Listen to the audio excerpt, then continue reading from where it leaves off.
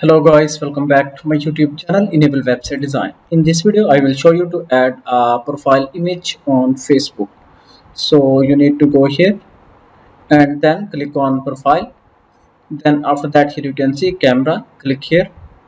Then you can upload photo. So let me go here and select one of the image, this one, and now you can easily drag and arrange the position. So let me adjust in the center, then scroll down. You can also add some description, then scroll down. You can also adjust zoom in and out, and you can also crop your photo from the different positions, and you can also make your profile image temporary. Then click on save button.